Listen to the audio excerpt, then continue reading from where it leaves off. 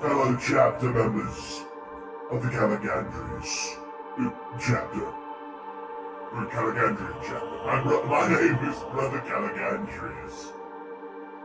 I always get the two mixed up. It is rather difficult to keep all these Cal-esque names in order. Duvra. Brother Duvra. How are you today? Welcome to what will be our final Horus Rising reading. Today is a historic day. The day we finish what we started months ago. The tale of Horus and his rise ends here. I thank you all for joining me on this glorious adventure of learning. In the eyes of the Emperor, we have done well. It is time to put this book to rest. Good. Vanquish them with vim and vigor. Without further ado, I do not want to waste your time with paltry hellos, when we could be finishing what we started. Brother Tarmac, welcome to the stream. Let us begin. Chapter 3 of Part 3. Impasse, Illumination, the Wolf, and the Moon. They all rose as the War Master entered the room. It was a large chamber in the extraneous compound where the Imperials met for their regular briefings.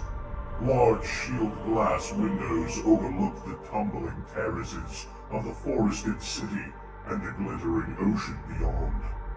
Horus waited silently while 6 officers and servitors from the Master of Vox's company finished their routine sweep for spyware, and only spoke once they had activated the portable obscurement device in the corner of the room. The distant melodies of the aria were immediately blanked out.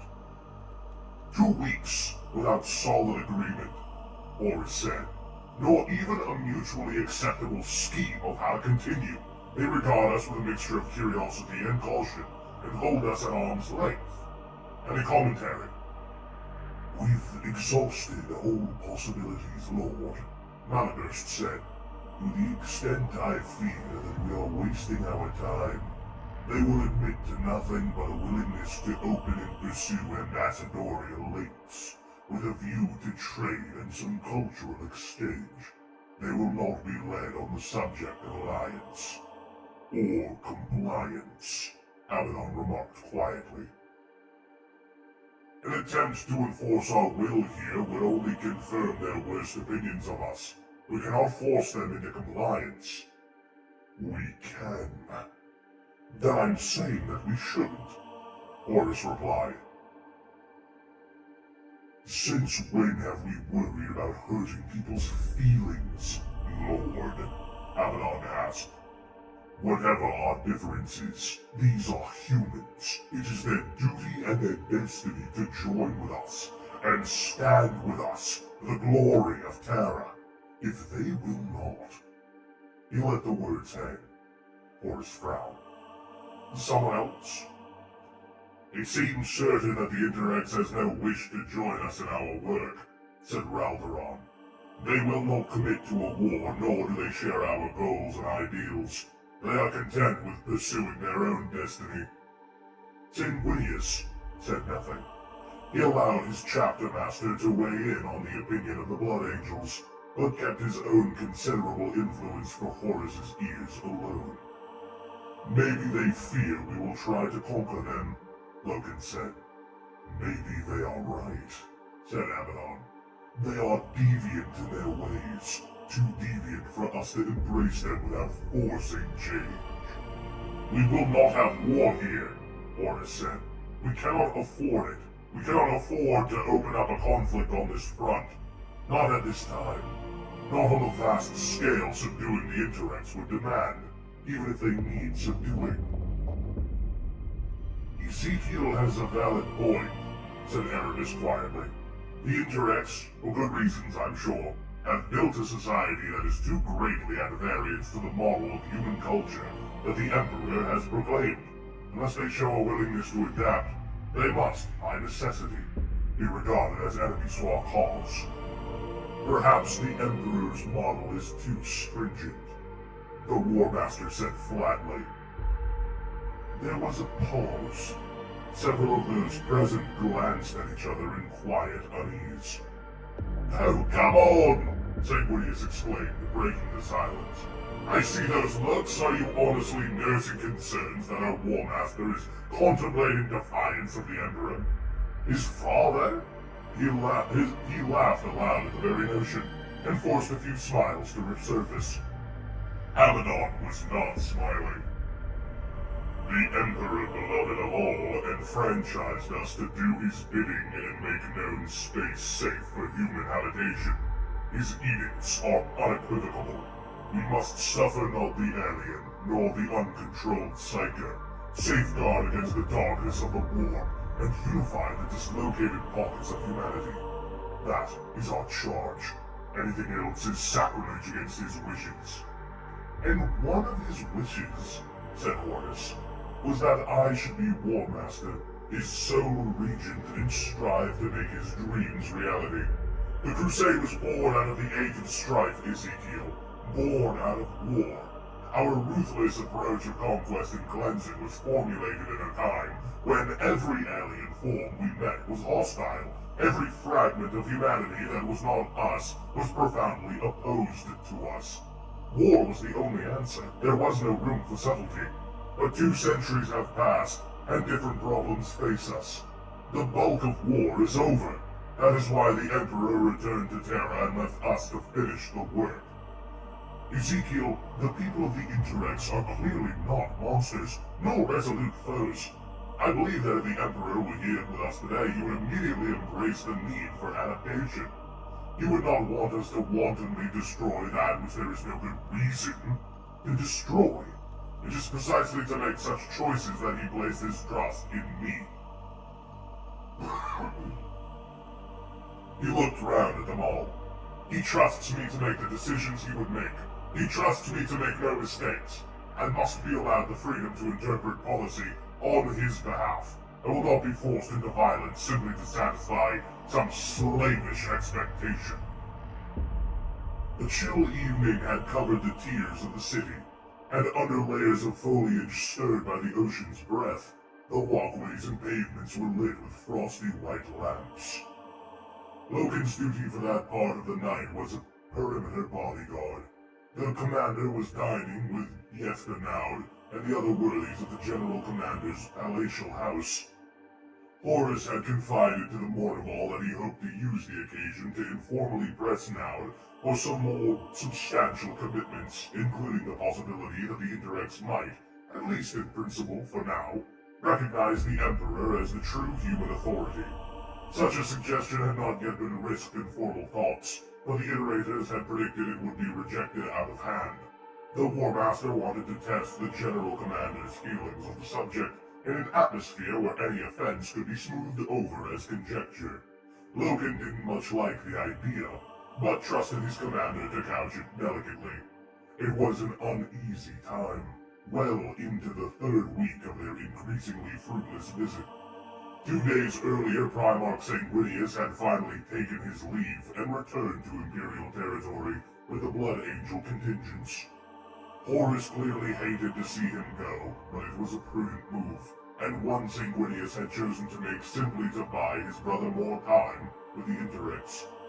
Sanguinius was returning to deal directly with some of the matters most urgently requiring the War Master's attention, and thus mollify the many voices pleading for his immediate recall. Naud's house was a conspicuously vast structure near the center of the city, 6 stories high and overhung one of the grander civic piers, and was formed from a black iron frame and filled with mosaics of varnished wood and colored glass. The Interrex did not welcome armed foreigners abroad in their city, but a small detail of bodyguards was permitted for so august a personage as the War Master. Most of the substantial Imperial contingent was sequestered in the extraneous compound for the night. Gorgonon and 10 hand-picked men from his company were inside the dining hall acting as close guard, while Loken, with 10 men of his own, roamed the environs of the house. Greetings, brother Enterist. Welcome to the final reading. Loken had chosen 10th Company's 6th Squad, Walkier Tactical Squad, to stand duty with him. Though its veteran leader, Brother Sergeant Kyrus, he'd spread the men out around the entry areas of the hall and formulated a simple period of patrol. The house was quiet. The city, too. There was the sound of the soft ocean breeze, the hissing of the undergrowth, the splash and bell tinkle of ornamental fountains, and the background murmur of the aria. Loken strode from chamber to chamber, from shadow to light. Most of the house's public spaces were lit from the sources within the walls, so they played matrices of shade and color across the interior, cast by the inset wall panels of rich wood and colored gem glass. Occasionally, he encountered one of Walkier on the patrol loop, and exchanged a nod and a few quiet words. Less frequently, he saw scurrying servants running courses to and from the closed dining hall, or crossing the path of now zoned sentries, mostly armored gleaves, who said nothing, but saluted to acknowledge him. Noud's house was a treasure trove of art, some of it mystifyingly alien to Loken's comprehension. The art was elegantly displayed in lit alcoves and on freestanding plinths, with their own shimmering field protection. He understood some of it. Portraits and busts, paintings and light sculptures, pictures of Interrex nobles and their families, studies of animals or wild flowers, mountain scenes, elaborate and ingenious models of unnamed worlds opened in mechanical cross-section, like the layers of an onion. In one lower hallway in the eastern wing of the house, Loken came upon an artwork that especially arrested him. It was a book. An old book, large, crumpled, illuminated, and held within its own box field. The lurid woodcut illuminations caught his eye. Apologies. I opened my gather phone slate. It was on an application many know to be called TikTok. Apologies for the interruption. Where was I?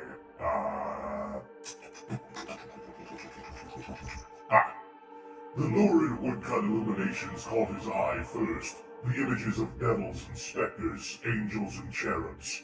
Then he saw it was written in the old text of Terra, the language and form that had survived from pre-history to the chronicles of Ursh, that lay, still unfinished, in his arming chamber. He peered at it, a wave of his hand across the sealed static charge turned the pages. He turned them back, right back to front, and read the title page in its bold woodblock. The Marvelous History of Evil, being a warriage to mankind on the abuses of sorcery and seduction of the demon. That has taken your eye, has it? Loken rose and turned. A royal officer of the Interrex stood nearby, watching him. Loken knew the man, one of Noud's subordinate commanders by the name of Mithras Tull. What he didn't know was how Tull had managed to come up on him without Loken noticing. It is a curious thing, Commander, he said. Tull nodded and smiled. A glaive, his weighted spear, was leant against a pillar behind him, and he had removed his visor to reveal his pleasant, honest face. Like this, he said. A what? Forgive me, that is the word we have come to use to refer to things that are old enough to display our common heritage. A likeness. That book means as much to you as it does to us, I'm sure. It is curious, certainly, Loken admitted. He unclasped his helm and removed it out of politeness. Is there a problem, Commander?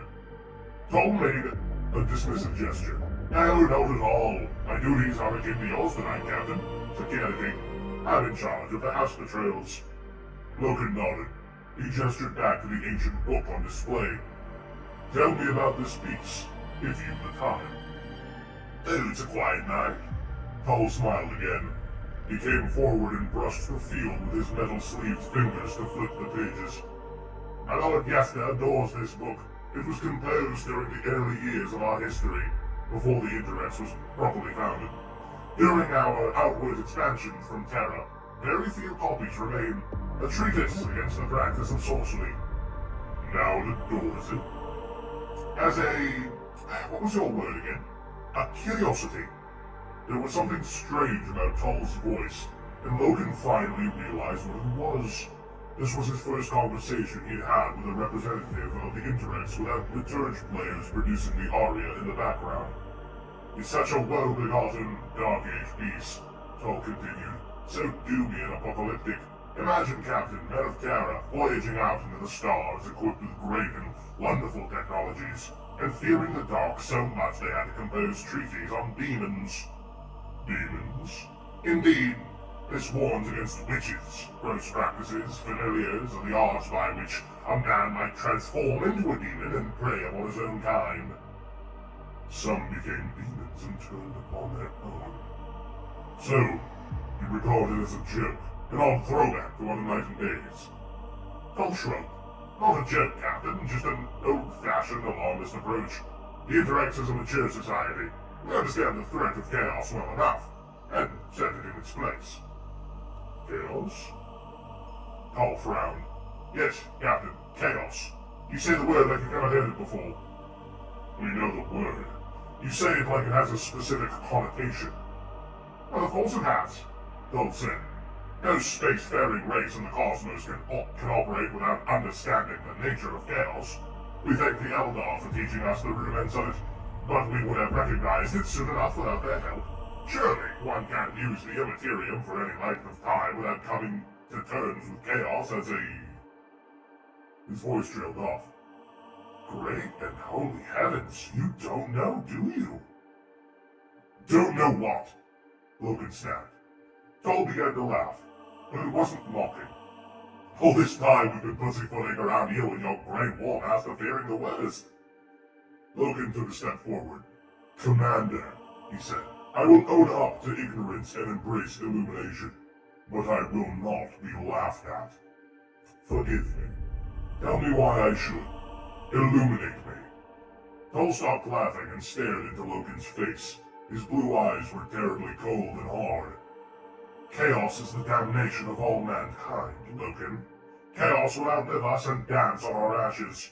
All we can do, all we can strive for, is to recognize its menace and keep it at bay for as long as we persist. Not enough, said Logan. Tull shook his head sadly. It was so wrong, he said. About what? About you, about the Imperium. I must go to Narrative once and explain this to him. If only the substance of this had come out earlier. Explain it to me first. Now. Here. Tull gazed at Logan for a long, silent moment, as if judging his options. Finally he shrugged and said, Chaos is a primal force of the cosmos. It resides within the Immaterium, or what you call the Warp. It is the source of the most malevolent and complete corruption and evil. It is the greatest enemy of mankind, both Interrex and Imperial. I mean, because it destroys from within, like a canker. It is insidious. It will not like a hostile alien form to be defeated. It is not like a hostile alien form to be defeated or expunged. It spreads, like a disease.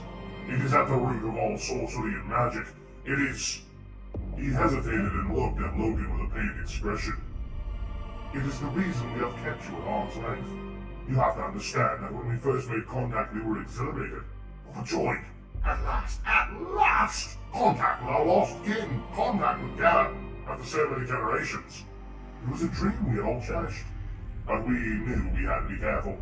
In the ages since we last had contact with Terra, things might have changed. An age of strife and damnation had passed. There was no guarantee that the men who looked like men and claimed to come from Terra in the name of a new Terran Emperor might not be agents of chaos in seemingly disguise. There was no guarantee that while the men of the Interrex remained pure, the men of Terra might have become polluted and transformed by the waves of chaos. We are not— Let me finish, Logan. Chaos, when it manifests, is brutal and rapacious, warlike. It is a force of unquenchable destruction. So the Elnarth taught us, and the Caligandrius, and so the pure man of the Interrex have stood to check chaos wherever it rears its warlike visage. Tell me, Captain, how warlike do you appear? Vast and bulky, bred for battle, driven to destroy, led by a man you happily titled War Master. War Master. What manner of rank is that? Not Emperor, not Commander, not General, but War Master. The bluntness of the term reeks of chaos. We want to embrace you, yearn to embrace you, to join with you, to stand shoulder to shoulder with you. But we fear you, Logan. You resemble the enemy we have been raised from birth to anticipate. The all-conquering, unrelenting demon of chaos war. The bloody-handed god of annihilation. That is not us, said Logan, aghast. Tull nodded eagerly. I know it. I see it now, truly. We have made a mistake in our delays. There is no taint in you. There is only the most surprising innocence. I will try not to be offended. Tull laughed and clasped his hands around Logan's right fist. No need, no need. We can show you the dangers to watch for. We can be brothers and— He paused suddenly and took his hands away. Tull was listening to his comm relay. What is it? Logan asked. His face darkened. Understood, he said into his collar mic. Action at once. He looked back at Logan. Security lockdown. Captain Wood— I'm sorry, this is very blunt after what we've been saying, but would you surrender your weapons to me? My weapons? Yes, Captain. I'm sorry, Commander. I cannot do that. Not while my commander is in the building. Tull cleared his throat and carefully fitted his visor blade to his armor. He reached out and carefully took his spear. Captain Logan, he said, his voice now gusting from his audio relays, I demand you turn your weapons over to me at this time. Logan took a step back. For what reason? I don't have to give a reason, damn it. I'm officer of the watch on Interrex territory. Hand over your weapons. Logan clamped his own helm in place. The visor screens were alarmingly blank. He checked subvox and security channels trying to reach Kyrus, Torgadon, or any of the bodyguard detail. His suit systems were being comprehensively blocked. Are you dampening me? He asked. City systems are dampening you. Hand me your sidearm, Logan. I'm afraid I can't. My priority is to safeguard my commander. Tull shook his armored head. Oh, you're clever. Very clever. You almost had me there. You almost had me believing you were innocent. Tull, I don't know what's going on. Naturally, you don't. Commander Tull, we had reached an understanding, man to man. Why are you doing this? Seduction. You almost had me. It was very good, but you got the timing off. You showed your hand too soon. Hand? What hand? Don't pretend. The whole device is burning. You've made your move. Now the Interrex replies. Tull. Logan warned, placing his hand firmly on the pommel of his blade. Don't make me fight you. With a snarl of disappointed rage, Tull swung his spear at Logan. The Interrex officer moved with astounding speed. Even with his hand on his blade, Logan had no time to draw it. He managed to snatch up his plated arms to fend off the blow, and the two that followed it. The lightweight armor of the Interrex soldiery made it facilitate the most dazzling motion and dexterity. Perhaps even augmenting the user's natural abilities. Tull's attack was fluent and professional, slicing in blows with a long spear blade designed to force Logan back and down into submission. The microfine edge of the blade hacked several deep gouges into Logan's plating. Tull, stop! Surrender to me now! Logan had no wish to fight, and scarcely any clue as what had turned Tull so suddenly and completely. But he had no intention of surrendering. The War Master was on site, exposed. As far as Loken knew, all Imperial agents in the area had been deprived of Vox and sensor links. There was no cue to the War Master's party, or the Astartes compound, and certainly none of the fleet. He knew his priority was simple. He was a weapon, an instrument, and he had one simply defined purpose: protect the life of the War Master. All other issues were entirely secondary and moot.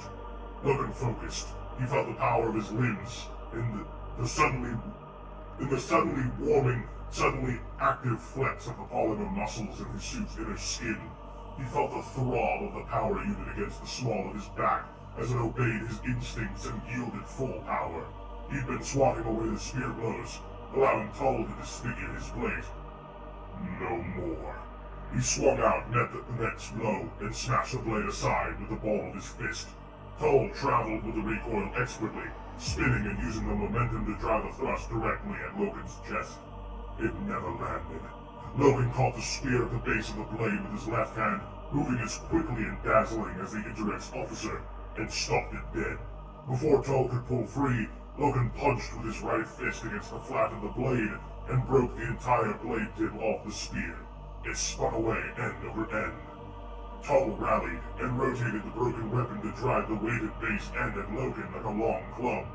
Loken guarded off 2 heavy blows from the ball end with the edges of his gauntlets. Tull twisted his grip, and the spear suddenly became charged with dancing blue sparks of electrical charge. He slammed the cracking ball at Loken again, and there was a loud bang. The discharging force of the spear was so powerful that Loken was thrown bodily across the chamber. He landed on the polished floor and slid a few meters, dying webs of charge flickering across his chest plate. He tasted blood in his mouth and felt the brief, quickly occluded pain of serious bruising to his torso. Loken scissored his back and legs, and sprang forward to his feet as Tull closed in, now his sword brought out. In the multicolored light, the white steel blade of his combat sword shone like a spike of ice into his fist. He offered Tull no opportunity to renew the bout as aggressor. Loken launched forward at the charging man and swung hammer blows with his sword. Tull recoiled, forced to use the remains of the spear as a parrying tool, the Imperial blade biting chips out of his haft. Tull leapt back and drew his own sword over his shoulder from the scabbard on his back. He clutched the long silver sword, a good 10 fingers longer than Loken's utilitarian blade in his right hand, and the spear club in his left. When he came in again, he was swinging blows with both. Loken's Astartes-born senses predicted and matched all of his strikes. His blade flicked left and right, spinning the club back and parrying the sword with 2 loud chimes of metal. He forced his way into Tull's bodyline guard and pressed his sword aside long enough to shoulder charge the royal officer in the chest. Tull staggered back. Loken gave him no respite. He swung again and tore the club out of Tull's left hand, and bounced across the floor, sparking and firing. Then they closed, blade on blade. The exchange was furious. Loken had no doubts about his own ability. He'd been tested too many times of late, and not found wanting. But Tull was evidently a master swordsman and, more significantly, had learned his art via some entirely different school of bladesmanship. There was no common language in their fight, no shared basis of technique. Every blow and parry and riposte, each one essayed, was inexplicable and foreign to the other. Every millisecond of the exchange was potentially lethal learning curve. It was almost enjoyable, fascinating, inventive, illuminating. Loken believed Lucius would have enjoyed such a match. So many new techniques to delight at. But it was wasting time. Loken parried Tull's next quicksilver slice, captured his right wrist firmly in his left hand, and struck off Tull's sword arm at the elbow with a neat and deliberate chop. Tull rocked backwards, blood venting from his stump. Loken tossed the sword and severed limb aside. He grabbed Tull by the face and was about to perform the mercy stroke, the quick down-up decapitation, and thought better of it. He smashed Tull on the side of the head with his sword instead, using the flat. Tull went flying, his body cartwheeled clumsily across the floor, and came to rest against the foot of one of the display plinths, blood leaking in a wide pool. "This is Loken," Loken! Loken! Loken yelled at his link. Nothing but dead patterns and static. Switching his blade to his left hand, he drew his bolter and ran forward. He'd gone 3 steps when the 2 Sagittars bounded into the chamber. They saw him and their bows were already drawn to fire. Loken put a bolt round into the wall behind them that made them flinch. "Drop the bows!" he ordered via his helmet speakers. The bolter in his hand told them not to argue. They threw aside their bows and chaffed with a clatter. Loken nodded his head at Tull, his gun still covering them both. "I have no wish to see him die. Bind his arm quickly before he bleeds out." They wavered, then ran to Tull's side. When they looked up again, Loken had gone. He ran down the hallway into the adjoining colonnade, hearing what was certainly bolter fire in the distance. Another Sagittar appeared and fired what seemed like a laser bolt at him. The shot went wide past his left shoulder. Loken aimed his bolter and put the warrior on his back. Hard. No room for compassion now. 2 more Interact soldiers came into view, another Sagittar, I believe. Loken, still running, shot them both before they could react. The force of his bolts, both torso shots, threw the soldiers back against the wall where they slithered to the ground. Abaddon had been wrong. The armor of the Interact's warriors was masterful, not weak. His rounds hadn't penetrated the chest plates of either men, but the sheer concussive force of the impacts had taken them out of the fight, probably pulping their innards. He heard footsteps and turned. It was Kyrus and his men, Ultrents. Both had weapons drawn. "What the hell is happening, Captain?" "With me," Loken demanded. "Where's the rest of the detail?" "I have no idea. The box is dead." "We're being damped," Ultrents added. "Priority is the War Master. Follow me and—" More flashes, like laser fire. Projectiles moving so fast they were lines of light, zipped down the colonnade, faster than Loken could track. Ultrents dropped to his knees in a heavy clang, transfixed by 2 flightless arrows that had cut clean through his Mach 4 plate. Clean through.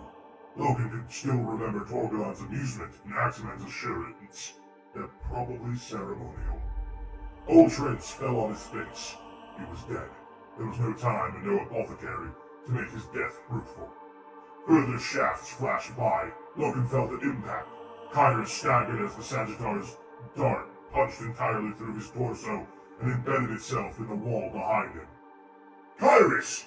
Keep on, Captain!" Kyrus drawled in pain. "Too clean a shot, I'll heal." Kyrus rose and opened with his storm bolter firing on auto. He hosed the colonnade ahead of him, and Loken saw 3 Sagittars crumple and explode under the thunderous pummel of the weapon. Now their armor broke. Under 6 or 7 consecutive explosive penetrators, now their armor broke. How we have underestimated them, Loken thought. He moved on, with Kyrus limping behind him. Already Kyrus had stopped bleeding. His jet-enhanced body had self-healed the entry and exit wounds, and whatever the Sagittar dart had skewered between the 2 points was undoubtedly being compensated for by the built-in redundancies of the Astartes anatomy. Together they kicked their way into the main dining hall. The room was chaotic.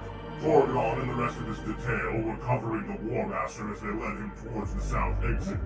There was no sign of Naud, but Interact soldiers were firing at Torgon's group from a doorway on the far side of the chamber. Bolter fire lit up the air. Several bodies, including that of a Luna wolf, lay twisted amongst the overturned chairs and banquet tables. Loken and Kyrus trained their fire on the far doorway. "Arik! Good to see you, Garvey! The hell is this?"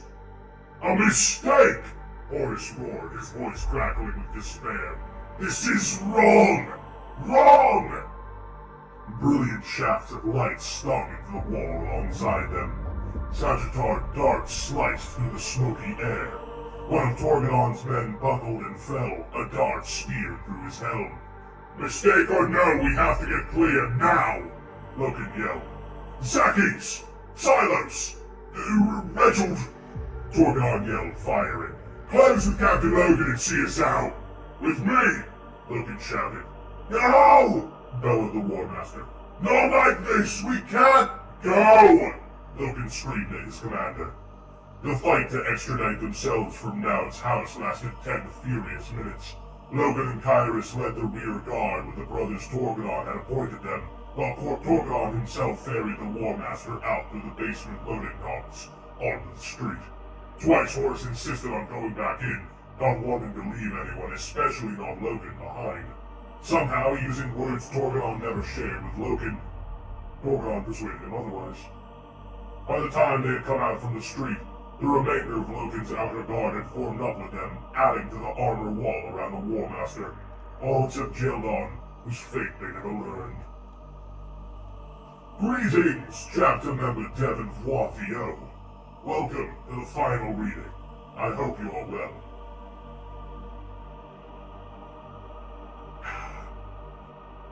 The rear guard was a savage action, backing meter by meter through the exit hall of the loading dock.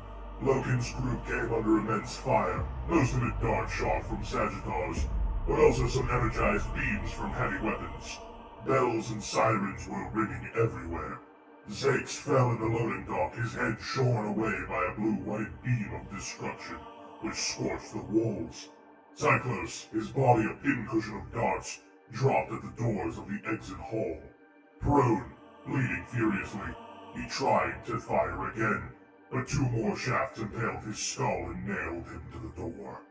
Kyrus took another dart through the left thigh as he gave Logan cover. Raygold was felled by an arrow that pierced his right eye slit, and got up in time to be finished by another through the neck. Firing behind him, Logan dragged Kyrus through the dock area onto the street. They were out into the city evening, the dark canopy hissing in the breeze over their heads. Lamps twinkled. In the distance, a ruddy globe backlit the clouds, spilling up from the building in the lower depths of the tiered city. Sirens wailed around them. "I'm all right," Kyrus said, though it was clear he was having trouble standing. "Close that one, Captain." He reached up and plucked out a Sagittar shaft that had stuck through Logan's right shoulder plate, and the colonnade, the impact he felt. "Not close enough, brother," Logan said. "Come on if you're coming," Torgadon yelled, approaching them and spraying bolter fire down the dock. "This is a mess," Logan said. "As if I hadn't noticed," Torgadon spat. He uncoupled a charge pack from his belt and hurled it down the dockway. The blast sent smoke and debris tumbling out at them. "Hold on, like fucking... There we go. I'm well. I have gained many new trading cards and am satisfied with my pulls. Very good, Devin. Very good. We have to get the War Master to safety," Torgadon said. "To the Astartes." Logan nodded. "We have to..." "No," said a voice. They turned around. Horus stood beside them, his face side-lit by the burning dock. His wide-set eyes were fierce. He had dressed for dinner that night, not for war. He was wearing a robe and a wolf pelt. It was clear from his manner he itched for armor plate and a good sword. "With respect, sir, we're a drawn bodyguard. You are our responsibility." "No," Horus said again. "Protect me by all means, but I will not go quietly. Some terrible mistake has been made tonight. All we have worked for is overthrown. And so we must get you out alive," Torgadon said. "Ulrich is right, Lord. This is not a situation that..." Enough, my son," Horus said. He looked up at the sighing black branches above. "What has gone so wrong? Now to such great and sudden offense," he said we had transgressed. "I spoke with a man, just as things turned sour. He was telling me of chaos." "What?" "Of chaos, and how it is our greatest common foe. He feared it was in us. He said that was why they had been so careful with us, because they feared we had brought chaos with us, Lord." "What did he mean?" He looked at Logan. "He meant Jubal. He meant the Whisperheads. He meant the war. Have you brought the war here, Garvia, Logan?" "No, sir. Then the fault is within them. The great fault that the Emperor himself, beloved by all, told me to watch for, foremost of all things. Oh, gods, I wish this place to be free of it. To be clean, to be cousins we could hug to our chests. Now we know the truth." Logan shook his head. "No, sir, I don't think that was what meant. I don't think that's what was meant. I think these people despise chaos, the warp, as much as we do. I think they only fear it in us, and tonight, something has proved that fear, right? Like what? Caligandrius snapped. Cole said the Hall of Devices was on fire. This is what they accused us of. Robbery, deceit, murder. Apparently someone raided the Hall of Devices tonight and slew the curator. Weapons were stolen. What weapons, sir? Horus shook his head. Now didn't say. He was too busy accusing me over the dinner table. That's where we should go now. Not at all! Gorgon laughed derisively. We have to get you to safety, sir. That's our priority. The War Master looked at Logan. Do you think so also? Yes, Lord. And I am troubled that I will have to countermand you both. I respect your efforts to safeguard me. Your strenuous loyalty is noted. Now take me to the Hall of Devices. The hall was on fire. Bursting fields exploded through the lower depths of the placard and cascaded flames up the higher galleries. A liturge player blackened by smoke limped out to greet them. Have you not sinned enough? He asked venomously. What is it you think we have done? Horus asked. Petty murder. Astartes is dead. The hall is burning. You could have asked to know our weapons. You had no need to kill to win them. Horus shook his head. We've done nothing. The liturge player laughed, then fell. Help him! Scads of ash were falling on them, drizzling from choking black sky. The blaze had spread to the oversweeping forest, and the streets were flame-lit. There was a rank smell of burning vegetation. On lower street tiers, hundreds of figures gathered, looking up at the fire. A great panic, a horror was spreading through Zenobia Principis. They feared us from the start, the War Master said. Suspected us. Now this. They were right to believe to do so. Enemy warriors gathering on the approach steps. Tyrus called out. Enemy! When did they become the enemy? They are men, like us! He glared at the night sky, threw back his head and screamed a curse at the stars. Then his voice fell to a whisper. Logan was close enough to hear the words. Why have you tasked me with this, Father? Why have you forsaken me? It is too hard. It is too much. Why did you leave to do this on my own? Interrex formations were approaching. Logan heard hooves clattering on the flagstones and saw the shapes of mounted Sagittars bobbing against the fires. Darts like bright tears began to drizzle through the night. They struck the ground and the walls nearby. My lord, no more delays! Gorgon urged. Glaives were massing too, their spears black stalks against the orange glow. Sparks flew up like lost prayers in the sky. Hold! Horus bellowed at the advancing soldiers. In the name of the Emperor of Mankind, I demand to speak to Naud! Fetch him down! The only reply was another flurry of shafts. The Luna Wolf beside Torgon fell dead, another staggered wounded. An arrow had embedded itself in the War Master's left arm. Without wincing, he dragged it out and watched his blood splatter the flagstones at his feet. He walked to the fallen Astartes, bent down, and gathered the man's bolter and sword. Their mistake, he said to Logan and Torgon. Their damn mistake, not ours. If they're going to fear us, let's give them a good reason. He raised his sword in his fist. For the Emperor! Illuminate them! Lupercal! Answered a handful of warriors around him. They met the charging Sagittars head-on, bolter fire strobing the narrow street. Robot steeds shattered and tumbled, men falling from them, arms spread wide. Horus was already moving to meet them, ripping his sword into steel flanks and armored chests.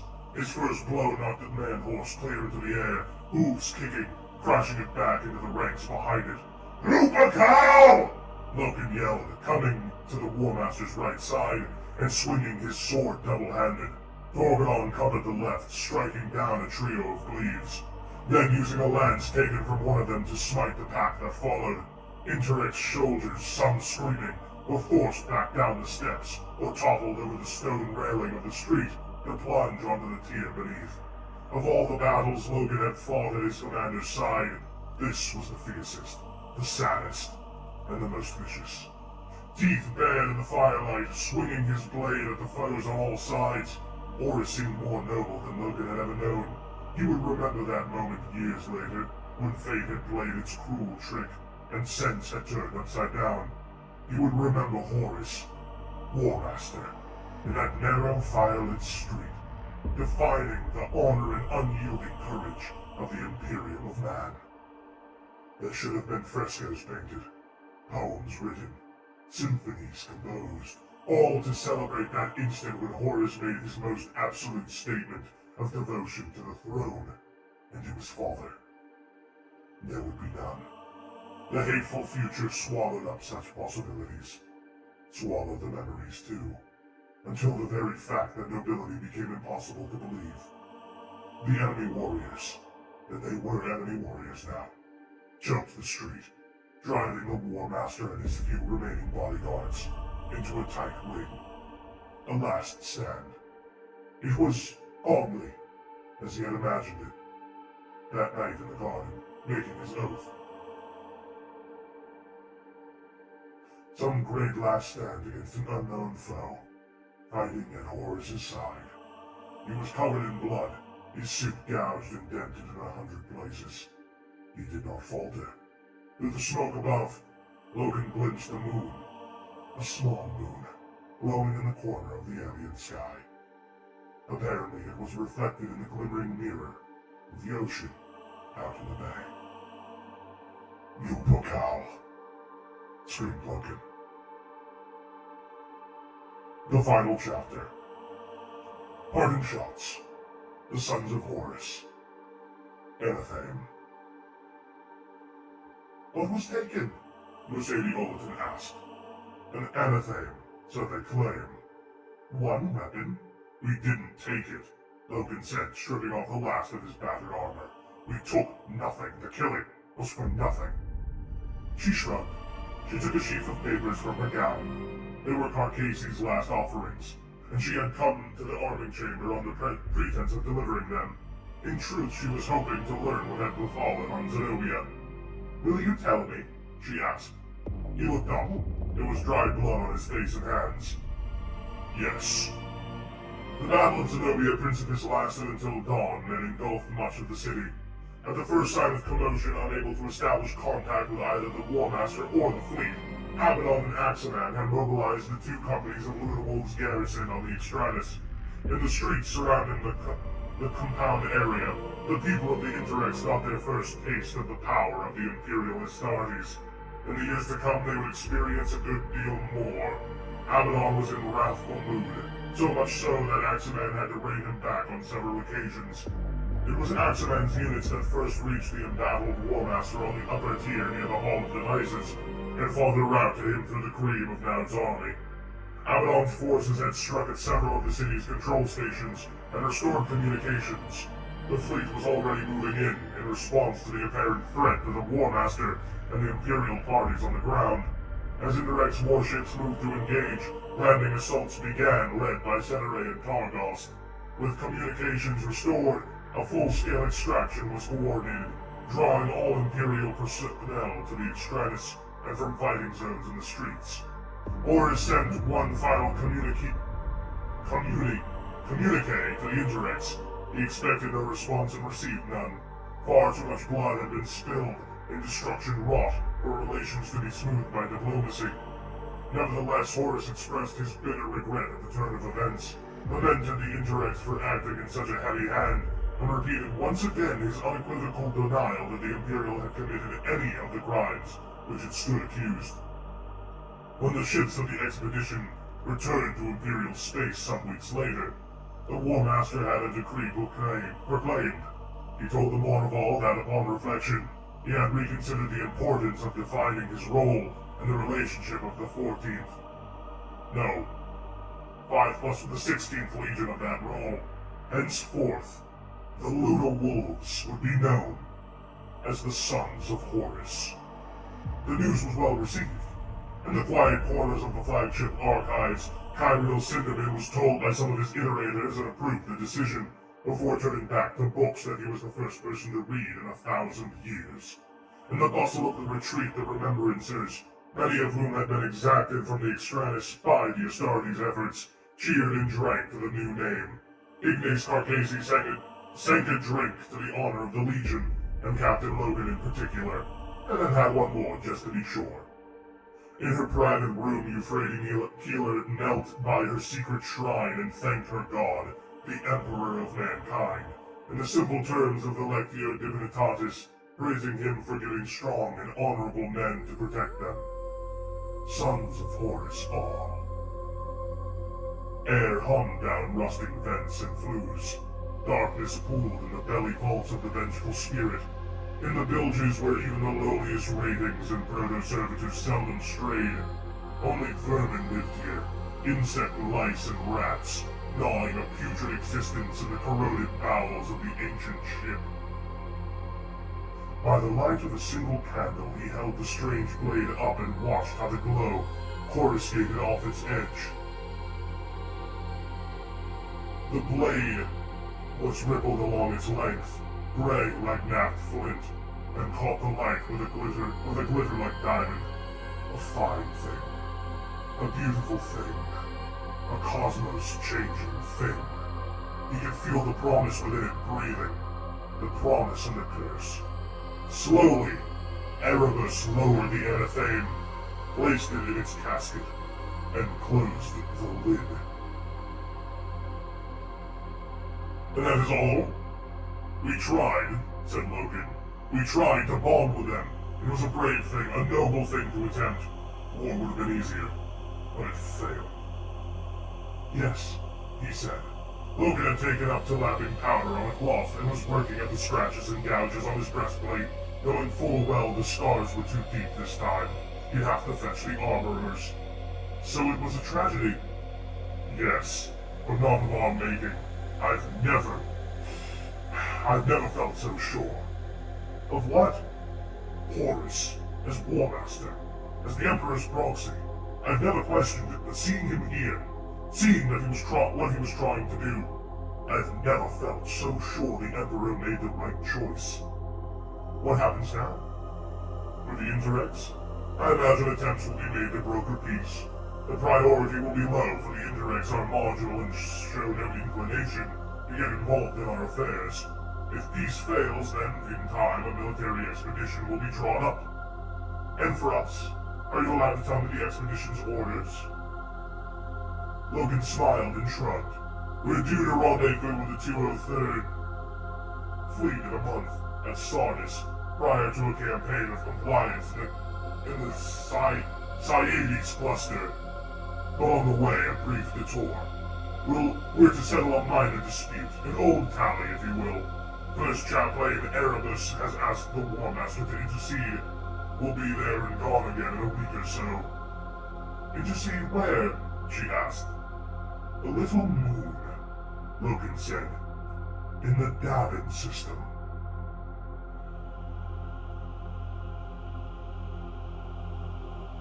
There it is. With the reading of page 349, Horus Rising has risen.